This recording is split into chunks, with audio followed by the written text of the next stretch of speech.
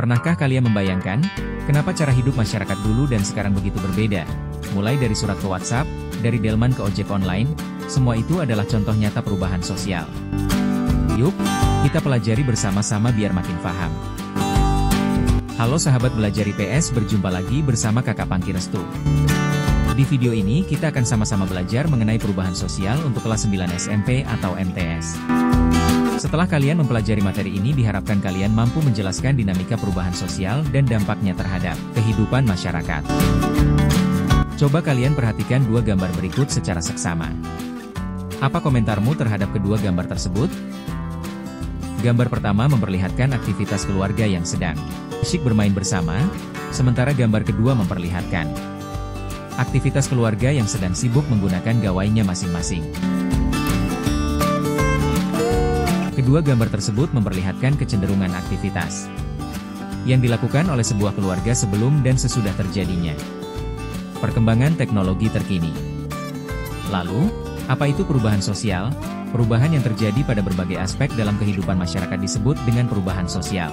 Perubahan sosial menurut Selo Sumarjan, perubahan sosial adalah perubahan pada lembaga-lembaga kemasyarakatan di dalam suatu masyarakat yang memengaruhi sistem sosialnya, termasuk nilai-nilai, sikap, dan perilaku di antara kelompok-kelompok dalam masyarakat. Bentuk dan contoh perubahan sosial. Untuk memudahkan kita dalam mempelajari perubahan sosial yang terjadi di masyarakat, kita dapat melihatnya dalam berbagai kategori bentuk. Setidaknya bentuk-bentuk perubahan sosial dapat dilihat dari kategori waktu, cakupan, perencanaan, dan arah perkembangannya. Pertama, perubahan berdasarkan waktu. Perubahan sosial berdasarkan waktunya dibagi ke dalam perubahan sosial yang berlangsung secara lambat disebut juga evolusi dan perubahan sosial yang berlangsung secara cepat atau revolusi.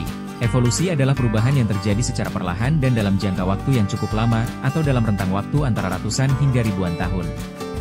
Perubahan ini terjadi seiring dengan perkembangan masyarakat untuk dapat beradaptasi atau menyesuaikan diri dalam rangka memenuhi kebutuhan hidupnya. Evolusi dapat kita lihat pada pembentukan karakteristik masyarakat berdasarkan kondisi lingkungan alamnya, contohnya perbedaan karakteristik antara masyarakat pesisir yang sering berinteraksi dengan orang asing dan masyarakat yang tinggal di pedalaman yang jauh dari pusat keramaian.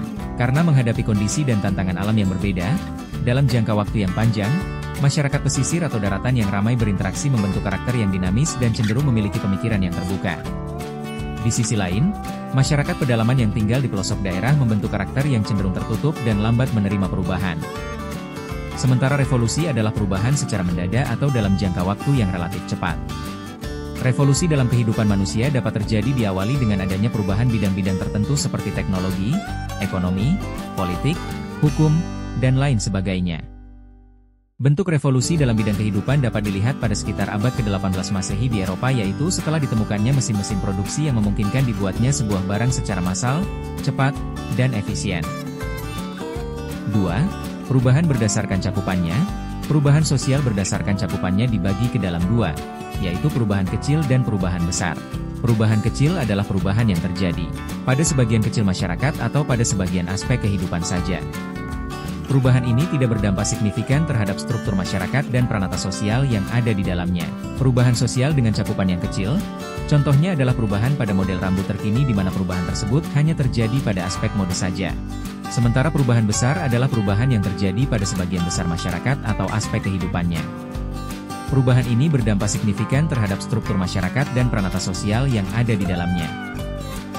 Contoh perubahan besar adalah upaya pembangunan yang dilakukan pemerintah pada masa setelah kemerdekaan. Pembangunan tersebut berdampak pada berbagai aspek kehidupan seperti ekonomi, pendidikan, transportasi, teknologi, dan sebagainya. 3. Perubahan berdasarkan perencanaannya. Perubahan sosial berdasarkan perencanaannya dibagi ke dalam perubahan yang direncanakan atau planet canggih dan perubahan yang tidak direncanakan atau unplanet canggih. Perubahan yang direncanakan adalah perubahan yang terjadi atas kehendak dan perencanaan yang dilakukan oleh pihak tertentu. Pihak tersebut biasanya disebut sebagai agen perubahan atau the agent of change. Perubahan yang direncanakan, misalnya adalah adanya gerakan untuk menggunakan kantong belanja berbahan kain untuk mengurangi produksi sampah plastik.